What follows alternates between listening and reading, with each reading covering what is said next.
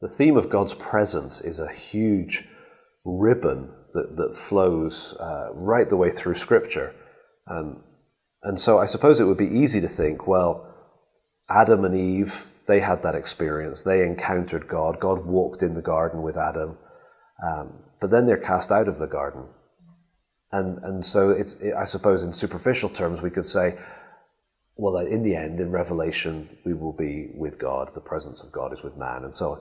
But actually, we see God continually placing his presence in the midst of his people all the way through the Bible.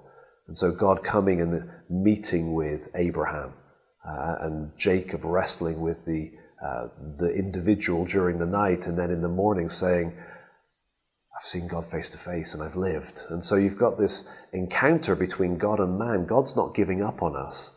He's coming and meeting and encountering. It's like he's saying, I've made a promise to rescue you, but you need to know and trust the promiser of the promise. And then you come into Exodus and God's meeting with Moses and face to face in the tent. And so all these encounters are fascinating. And then of course you get the presence of God, the Shekinah glory in the tabernacle. So right at the heart of the community of God's people, there is the presence of God within a tent, dwelling there. And then once they get into the land, eventually the temple is built and there's his presence again.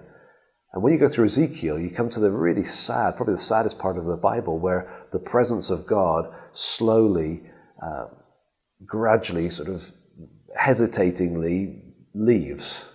And then Ichabod, the glory has departed. But the story through the Old Testament is a story of a God moving towards his people, of putting his presence in their midst.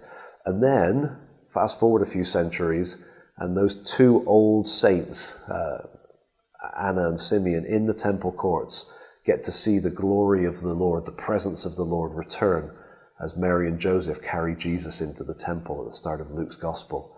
And so you've got the continual move of God towards us, which ultimately shows itself in the incarnation when he becomes one of us.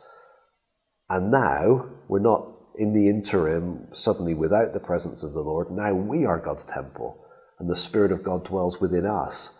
And so once you start to see that thread of a God who moves towards us, who wants to be in our midst and who will do what it takes to make it possible, I think you're starting to see how the whole Bible holds together. God's move towards us, our sin that seems to thwart, but it gets defeated because God is able to overcome that ultimately by the cross. But it's his momentum, it's his desire that drives that through. And in the end, we will be with the Lord forever, and we won't be living by faith anymore, it'll be by sight. So it's a glorious end, but it's also a glorious story.